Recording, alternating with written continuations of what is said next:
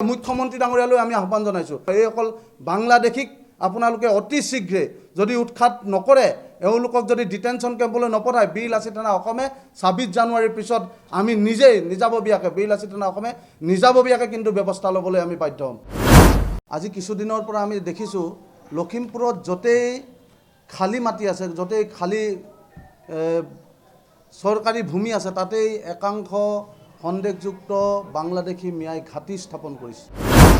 ইতিমধ্যে লখিমপুৰৰ কদম ৰাজচক্ৰ অন্তৰ্গত কদম কছাৰী ৪,০০০ ভূমি এতিয়াও সন্দেহযুক্ত বাংলাদেশী মূলৰ মিয়াৰ কবলত আছে। ডিজু চাপৰিত প্ৰায় ১,০০০ বিঘা ভূমি সন্দেহযুক্ত বাংলাদেশী মিয়াৰ কবলত আছে। ইয়াৰ উপৰিও যিটো পুৰণি ট্ৰেইন লাইন আছিল আমাৰ লখিমপুৰত এই ট্ৰেইন লাইনৰ দুয়ো কাষে এতিয়া অবৈধ বাংলাদেশী মূলৰ মিয়াৰ বসতিস্থল হৈছে আৰু এনে একাংশ ঘৰ আমাৰ লখিমপুৰৰ সভ্যতা সংস্কৃতিৰ লগত মিল নথকা এনেকুৱা কিছুমান ঘৰ ইয়াত হঠাতেই আমি দেখিবলৈ পাইছোঁ। যোৱাকালি আমি সৈনিক সতীৰ্থসকলৰ লগত গৈছিলোঁ। এইবোৰ চাওক, আমাৰ লখিমপুৰৰ স্থায়ী বাসিন্দা মানুহৰ এইবোৰ ঘৰ হয় নেকি? আপোনালোকে লখিমপুৰত সংবাদ জগতৰ জড়িত ব্যক্তিসকলক আমি সুধিছোঁ আৰু লখিমপুৰবাসী ৰাইজক সুধিছোঁ এইসমূহ ঘৰ আপোনালোকে কেতিয়াবা লখিমপুৰৰ ট্ৰেইন লাইনত দেখিছিলে নেকি? যোৱাকালি আমি যেতিয়া গৈছোঁ তেওঁলোকৰ আমাৰ ভাষা কৃষ্টি সংস্কৃতি সভ্যতা আমাৰ সাজপাৰৰ লগত তেওঁলোকৰ একো মিল নাই।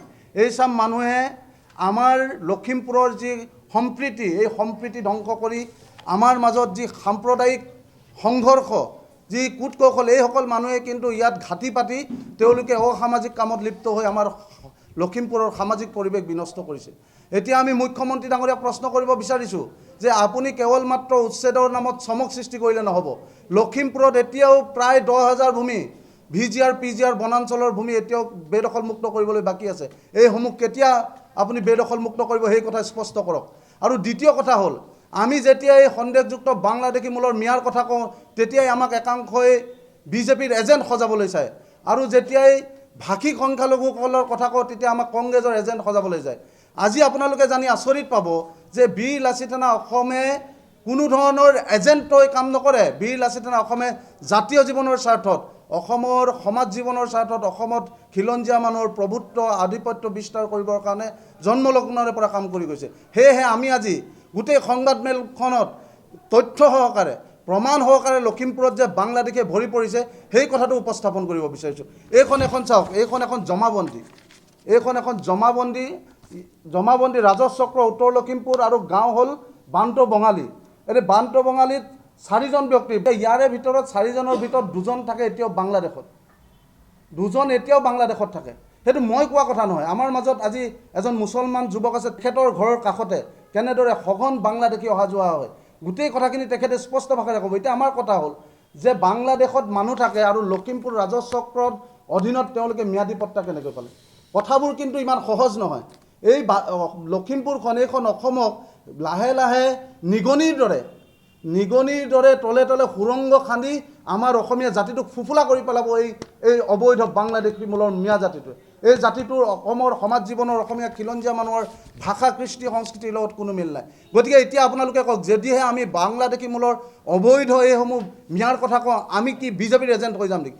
আমাৰ জাতীয় দায়িত্ব আছে। আমাৰ এই অসমখনত যাতে অবৈধ বাংলাদেশী মুক্ত কৰি ৰাখিব পাৰোঁ, অবৈধ বিদেশী মুক্ত অসম যাতে আমি গঢ়িব পাৰোঁ তাৰ কাৰণে আমি কাম কৰি গৈছোঁ। সেই কাম কৰিবলৈ যাওঁতে এতিয়াও আজিৰ তাৰিখতো আমাৰ বীৰ লাচিত থানা অসমৰ মুখ্য সচিব জেলত আছে।